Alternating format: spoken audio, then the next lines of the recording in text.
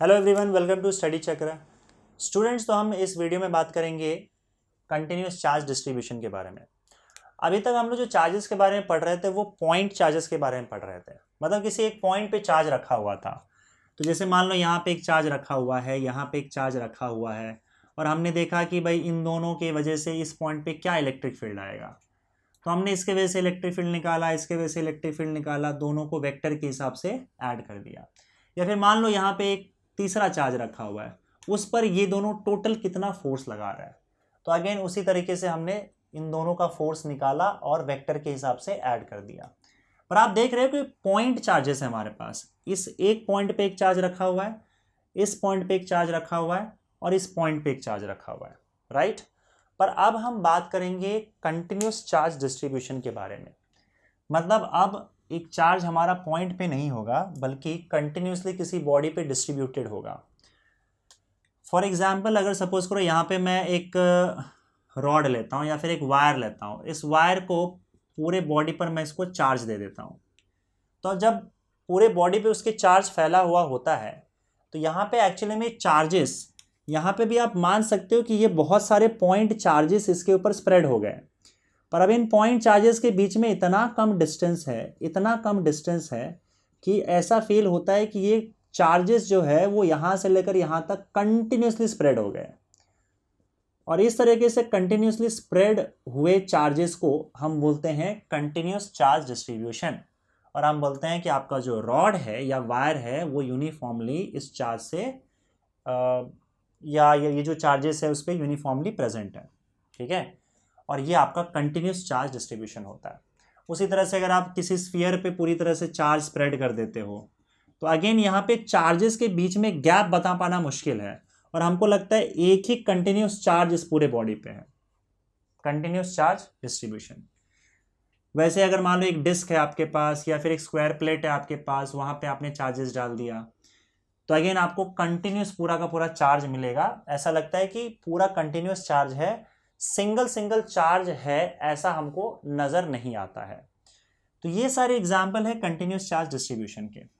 अब यहाँ पे 3 टाइप का कंटिन्यूस चार्ज डिस्ट्रीब्यूशन होता है, उसकी हम चर्चा करेंगे। उसके अलावा चार्ज डेंसिटी के बारे में बात करेंगे। देखो, डेंसिटी का आइडिया आपको होगा, राइट। जो जनरली हम डिफाइन करते हैं वो मास डेंसिटी डिफाइन करते हैं, that is density is equal to mass upon volume. अब ये डेंसिटी हमको बताता क्या है, बताओ। देखो, यहाँ पे अगर मान लो 2 ऑब्जेक्ट मैं लेता हूँ और इन दोनों ऑब्जेक्ट का मुझे डेंसिटी कंपेयर करना है, तो मैं एक काम करता हूँ, इन दोनों का वॉल्यूम मैं सेम कर देता हूँ। अब देखो, अगर मान लो इन दोनों ऑब्जेक्ट का आपने वॉल्यूम सेम कर दिया तो उस ऑब्जेक्ट का डेंसिटी ज़्यादा होगा जिस ऑब्जेक्ट का मास ज़्यादा होगा, क्योंकि मास अपॉन वॉल्यूम है, मास ऊपर जा रहा है। तो इसका मतलब सेम वॉल्यूम है। अब मान लो ए का मास ज़्यादा है बी के कंपैरिजन में, तो ए का डेंसिटी ज़्यादा होगा। तो उतने ही वॉल्यूम में अगर मास कम हो तो डेंसिटी कम हो जाएगा, और वही सेम वॉल्यूम में अगर मास ज़्यादा हो तो डेंसिटी ज़्यादा हो जाएगा। इसका मतलब ये कम स्पेस में कम वॉल्यूम में ज़्यादा मास ठूसा हुआ है और ये उतने ही वॉल्यूम में कम मास ठूसा हुआ है। तो अगर मान लो किसी पर्टिकुलर वॉल्यूम में बहुत ज़्यादा मास ठूसा हुआ है तो हम बोलते हैं कि उसकी डेंसिटी ज़्यादा है। अच्छा, बहुत ज़्यादा मास ठूसा हुआ है इसका मतलब क्या, कि उस बॉडी के जो पार्टिकल्स हैं वो पार्टिकल्स काफ़ी नज़दीक हैं। पार्टिकल्स बहुत नज़दीक हैं इसलिए बहुत कम स्पेस में ही बहुत सारा मास आ गया। तो अगर पार्टिकल्स नज़दीक हो, काफ़ी क्लोज हो और बहुत कम स्पेस में ही बहुत ज़्यादा मास आ जाए तब हम बोलते हैं कि उसकी डेंसिटी ज़्यादा है। और यहाँ पे हम मास डेंसिटी की बात कर रहे हैं। एग्जैक्टली सेम चीज़ आपका हो जाएगा चार्ज के लिए। अगर बहुत कम स्पेस में बहुत सारा चार्ज आ जाए तो हम बोलते हैं कि उस ऑब्जेक्ट का चार्ज डेंसिटी बहुत ज़्यादा है। समझे, कम स्पेस में ज़्यादा चार्ज ठूसा हुआ है मतलब चार्ज डेंसिटी ज़्यादा है, राइट। तो यहाँ मास के बजाय यहाँ पे क्या आ जाएगा, चार्ज आ जाएगा। अब यहाँ पे हम 3 टाइप के चार्ज डेंसिटी की बात करते हैं। सबसे पहला आता है linear charge density. Linear charge density, linear charge density आपको ये बताएगा कि एक पर्टिकुलर लाइन पे कितने सारे चार्जेस हैं। मतलब अगर सपोज करो आपका जो बॉडी है वो लीनियर है या फिर चार्जेस आपने एक लाइन से डिस्ट्रीब्यूट करके रखा हुआ है। फॉर एग्जांपल, अगर एक बहुत ही पतला वायर हो और आपने उसको चार्ज कर रखा है, तो आपने एक लाइन से चार्ज जमा कर रखा है, तो ऐसे केस में हम लोग लीनियर चार्ज डेंसिटी चेक करते हैं और लीनियर चार्ज डेंसिटी को लैम्डा से डिनोट करते हैं। तो मान लो आपके पास एक लीनियरली अरेंज्ड चार्जेस हैं इस तरीके से, तो हम ये चेक करते हैं कि भाई लीनियर चार्ज डेंसिटी में चार्जेस कितने नज़दीक हैं। अगर एक लाइन में चार्जेस बहुत ही नज़दीक हो, इसका मतलब एक पर्टिकुलर लेंथ पे बहुत सारा चार्ज ठूसा हुआ हो लाइन में, तो इसका मतलब उसका लीनियर चार्ज डेंसिटी ज़्यादा है। समझे? तो लीनियर चार्ज डेंसिटी जो होता है वो डिफाइन होता है, it is total charge upon length, charge पर यूनिट लेंथ, और it can be written as Q. Q मतलब चार्ज, या क्यू ले लो चलेगा, कोई प्रॉब्लम नहीं है, क्यू अपॉन एल। समझ गए? तो मान लो इसका लेंथ एल है और टोटल चार्ज इसके ऊपर क्यू डिस्ट्रीब्यूटेड है, तो आपका लैम्डा या फिर लीनियर चार्ज डेंसिटी का वैल्यू हो जाएगा Q by L, and it is nothing but charge पर यूनिट लेंथ।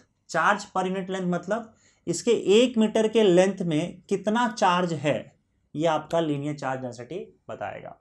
अगर इसके 1 मीटर में बहुत सारा चार्ज है, इसका मतलब लीनियर चार्ज डेंसिटी ज़्यादा है।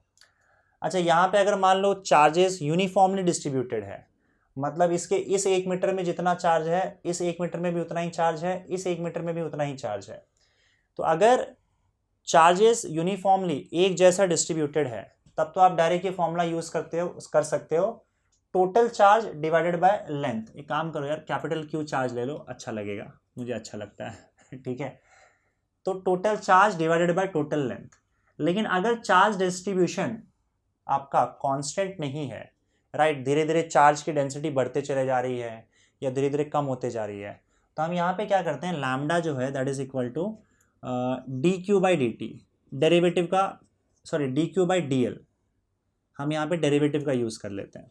ठीक है, तो ये आपका डेरिवेटिव का यूज़ आप कर सकते हो अगर आपका चार्ज जो है वो लेंथ के हिसाब से चेंज हो रहा है तो, और यूनिफॉर्म डिस्ट्रीब्यूशन नहीं है तो ये दो फॉर्मूला है आपके पास, एक तो ये फॉर्मूला आ गया क्यू बाय एल, और ये आपका डेरिवेटिव के फॉर्म में D Q by D L. Okay, चलो अब दूसरे डेंसिटी की बात करेंगे, and that is surface charge density.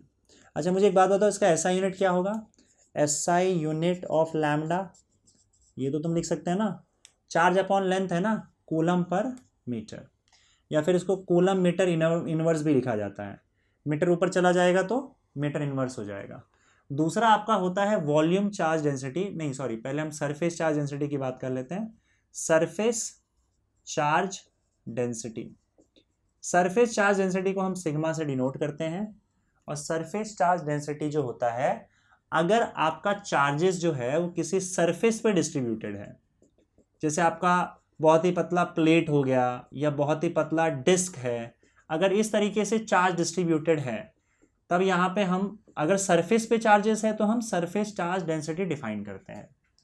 Definition simple है, यहाँ पे लेंथ की जगह पे क्या आ जाएगा, एरिया आ जाएगा। सो चार्ज अपॉन एरिया, क्योंकि सरफेस पे डिस्ट्रीब्यूटेड है तो एरिया कैलकुलेट करेंगे, और टोटल चार्ज अपॉन एरिया ऐसे आप लिख सकते हैं।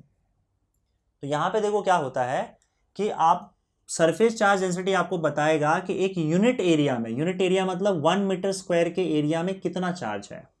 अगर चार्जेस बहुत नज़दीक और ठूसे हुए हैं तो आपका इस 1 मीटर स्क्वायर के एरिया में बहुत ज़्यादा चार्ज आ जाएगा, तो मैं बोलूँगा कि आपका सरफेस चार्ज डेंसिटी बहुत ज़्यादा है। कम चार्ज है तो कम होगा, तो चार्जेस जितने नज़दीक होंगे सरफेस चार्ज डेंसिटी उतना ही ज़्यादा होगा। अच्छा, इसका अगर सपोज करो हम डेरिवेटिव के फॉर्म में लिखें तो ये D Q by D A आ जाएगा, और इसका अगर एसआई यूनिट की बात करें तो एसआई यूनिट क्या होगा बताओ, SI unit of sigma coulomb per metre square, क्योंकि नीचे अब एरिया आ गया ना, या फिर कूलम मीटर पावर -2 ऐसे आ जाएगा। तो ये हो गया आपका सरफेस चार्ज डेंसिटी। उसी तरीके से आपका यहाँ पे एक और चीज़ होगा, that is volume charge density. मैं यहाँ पे काम करता हूँ, वॉल्यूम चार्ज डेंसिटी यहाँ पे लिख देता हूँ। थर्ड केस, तो अगर आपका पूरा का पूरा चार्ज जो है वो वॉल्यूम में डिस्ट्रीब्यूटेड है, third is volume charge density, volume charge density जिसको हम लोग रो से रिप्रेजेंट करते हैं। अगर वॉल्यूम चार्ज डेंसिटी है, इसका मतलब आपका जो चार्ज है वो पूरे वॉल्यूम में भरा हुआ है। मान लो आपके पास ऐसा कोई वॉल्यूम है और इस पूरे वॉल्यूम में चार्जेस भरे पड़े हैं। तो अगर एक स्पेस में चार्जेस है, वॉल्यूम में चार्जेस हैं, तब हम वॉल्यूम चार्ज डेंसिटी की बात करेंगे। चाहे ये हो, चाहे एक स्फीयर हो, स्फीयर में पूरा चार्ज अंदर भरा हुआ है। देखो ये डिस्क था, याद रखना, डिस्क समझते हो ना, 2 डायमेंशनल आपका जो होता है वो डिस्क होता है, और ये स्फीयर है, 3 डायमेंशनल स्फीयर। जैसे आपका हार्ड डिस्क आता है, आपको पता है ना, तो ये हार्ड डिस्क नहीं, हार्ड डिस्क बोल रहा हूँ मैं, ये जो सीडी ड्राइव आता था, अभी पता नहीं मार्केट में आता है कि नहीं सीडी ड्राइव, पर ये पूरा एकदम फ्लैट होता है। तो ये फ्लैट है, डिस्क है, और ये मैं स्फीयर की बात कर रहा हूँ। स्फीयर 3 डायमेंशन होता है जिसके अंदर पूरे चार्जेस अगर अंदर तक भरे हुए हैं, तो यहाँ पे हम बात करेंगे वॉल्यूम चार्ज डेंसिटी की, क्योंकि चार्जेस पूरा वॉल्यूम में भरा हुआ है। तो ऐसे केस में आप वॉल्यूम चार्ज डेंसिटी को कैसे डिफाइन करोगे बताओ? एरिया के जगह पे वॉल्यूम आ जाएगा, total charge upon volume, so rho is simply Q upon V. और डेरिवेटिव की फॉर्म में इसको क्या लिख सकते हैं? D Q by D V. और इसका एसआई यूनिट क्या आ जाएगा बोलो? SI unit of rho is nothing but coulomb per metre cube होगा इस बार, और CM-3। तो ये आ गया आपका वॉल्यूम चार्ज डेंसिटी। वैसे 3 टाइप के आपके चार्ज डेंसिटी है। चार्जेस एक लाइन में है तो linear charge density lambda that is equal to charge upon length, okay. दूसरा है आपका सरफेस चार्ज डेंसिटी, जिसमें चार्जेस एरिया में स्प्रेड होता है, और ऐसे या फिर किसी सरफेस पे स्प्रेड होगा। तो ऐसे में आपका क्या डिफाइन किया जाएगा? Surface charge density, charge upon area. And तीसरा आपका वॉल्यूम में अगर चार्जेस स्प्रेड है तो volume charge density that is total charge upon volume. तो इस वीडियो में बस इतना ही।